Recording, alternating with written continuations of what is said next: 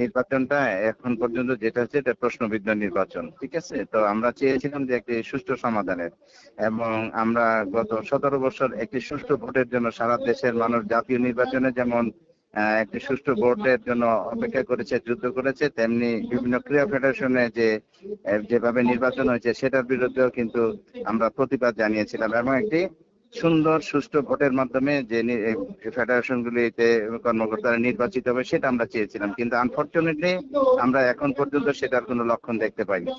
অর্থাৎ গত 17 বছরে যেভাবে নির্বাচন হয়েছে ঠিক সেভাবেই কিন্তু এখনো এটার কন্টিনিউশন আছে।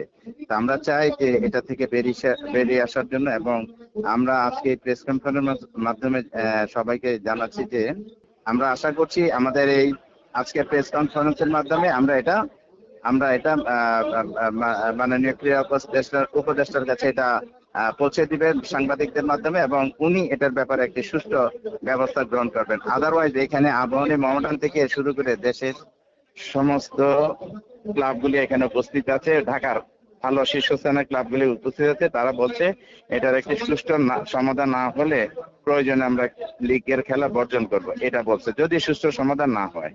না এবং এখন সবাই এই আশা করছে এটা মুহূর্তে একটা সুষ্ঠু সমাধানের দিকে যাবে।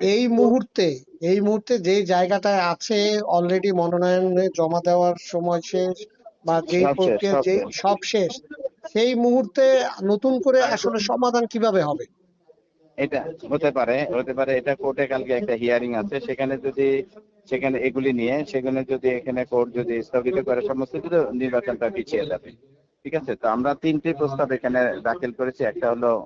একটা হলো বর্তমান বোর্ডের মেয়াদ বৃদ্ধি করে, হ্যাঁ, তারপরে নির্বাচনের ব্যবস্থা করা, সঠিক নির্বাচনের ব্যবস্থা করা, তারপরে একটি অ্যাডহক কমিটি করতে পারে, ঠিক আছে।